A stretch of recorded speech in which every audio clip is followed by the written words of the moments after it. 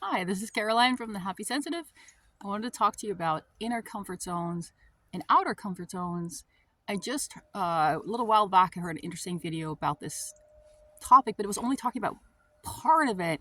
And, well, to summarize, this person was talking about it's important to get out of your comfort zone, but it's also important to find times to just relax and decompress.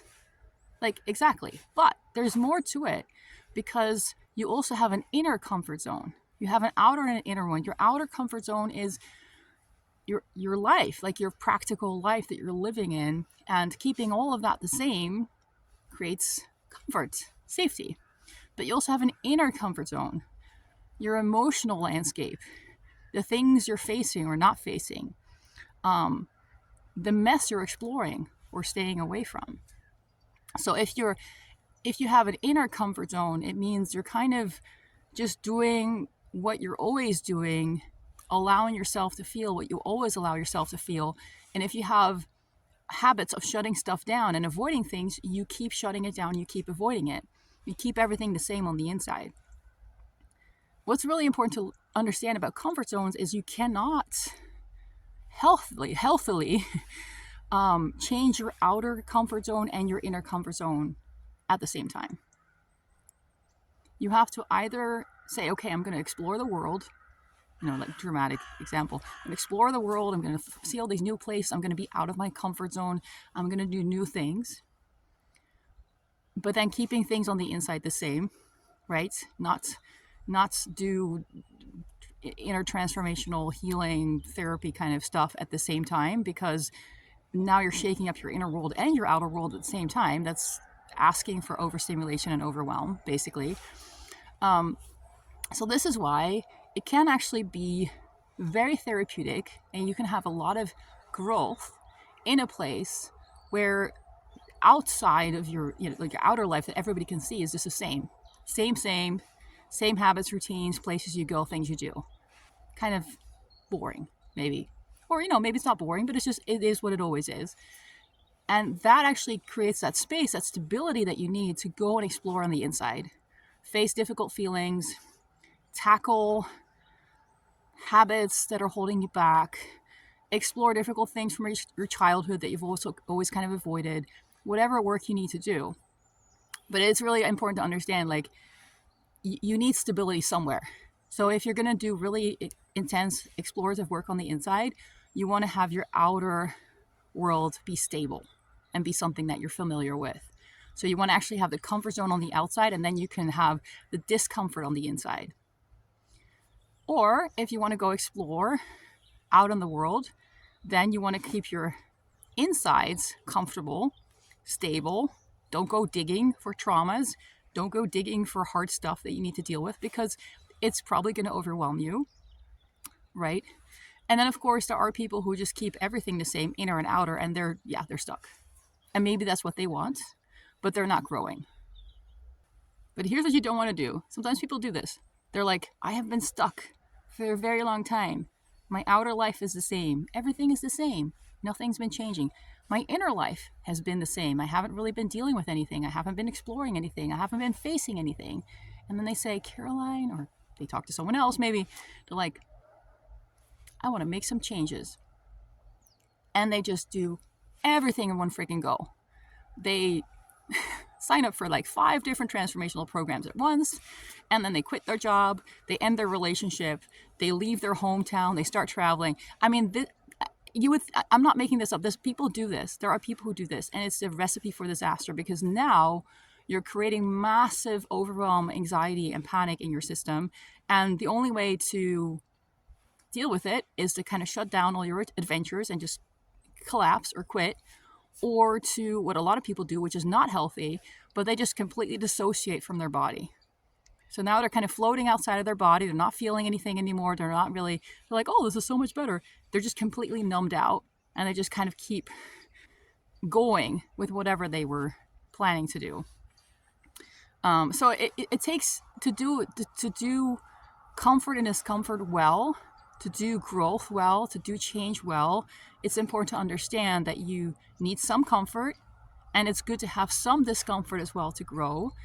If there's been a lot of change in your life, it's good to go through a period where you just don't really change much.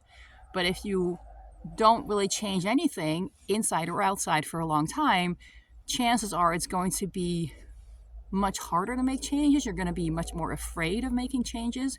You're out of practice with dealing with change. And especially for highly sensitive people, I think it's really important that we find, on the one hand, that balance between what is too much, like what is like a good balance so it's not too much, but also that we keep growing. Because I see so many people who just shut down and they're like, oh no, I'm sensitive, I can't handle anything. We may get overstimulated, we definitely get overstimulated and overwhelmed more quickly. But if you don't practice dealing, then you're just going to kind of crawl away into a corner of your home and not do anything and not go anywhere and be convinced that you can't do anything. And I think that's really sad. And I think that does happen to people, especially to women who are afraid of the workplace, afraid of like taking charge of their life, afraid of like doing things. And then they hide away with a husband who deals with the finances, deals with the outer world and everything that needs to be organized, deals with, I don't know, difficult family members. So they find a way to get shielded from everything and they become very afraid. And these situations typically don't last. At some point, maybe the husband gets sick and he needs you to step up, or maybe the husband leaves and suddenly you're there with all your lack of practice and lack of leaving your comfort zone. And now suddenly you have no comfort zone anymore because everything's changing whether you like it or not.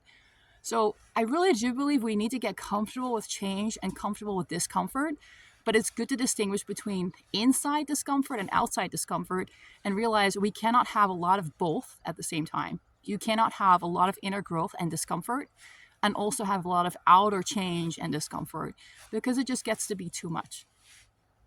And then you shut down and you make no healthy, helpful, good changes, and you might do something stupid out of panic, or you might shut down, or you might lose faith in yourself. You might think, I can't do this, it's too hard for me, I'm too sensitive for this.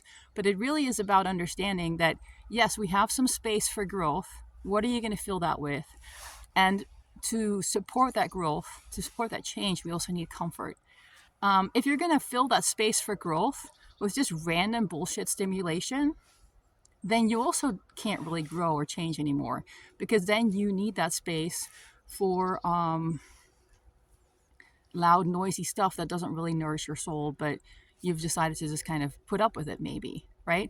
So our space for handling discomfort can definitely get filled up with things that are uncomfortable for sure, but it's not really helping us grow. It's not really helping us change our life for the better. It's not really supporting us in any particular direction. It's just random, like chaotic clutter.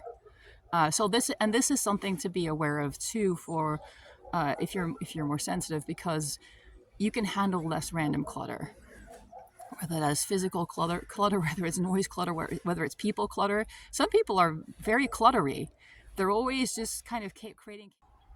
They're always just creating chaos wherever they go, and they will fill that space that you have for handling discomfort with much of their drama and just the situations they create where they drag you into. So, be mindful of letting these people into your life, because they can really hog that space that you have for handling discomfort and therefore creating positive change in your life. But what if you're doing great things, trying to get out of your comfort zone, and you freeze?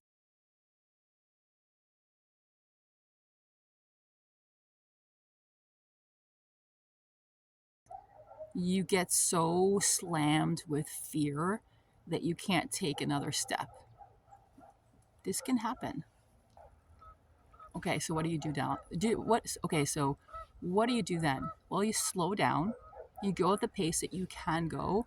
You bring in a lot of extra comfort, familiarity for yourself, and you got to deal with reality. And the reality is, I can't go as fast as I thought I could. I had a plan, and I was going to do it at this pace, and I was going to take these steps, and I was going to get it all done in just 2 weeks, but I'm finding I can only do a quarter of that. But it's not a sign to give up. It's just a sign to slow down and adjust your plans based on what your body is telling you about your comfort zone and what you can handle, and not let your ego take over and like beat you up about it, or it's just, it is what it is. And so we are sometimes that balance of comfort and new stuff is really easy to manage, and sometimes it's surprising. It doesn't work out the way you thought it would. You thought it would be easier to manage. You didn't think it would be so overwhelming, but it is. And so then you just have to slow down and just do less, and go at a pace that is actually doable. And sometimes that means that, you may have a plan that you were going to do in 3 months, and it's going to be 2 years. Sometimes sometimes we get it way wrong in terms of what we think we can do and how it's going to go, and that's okay.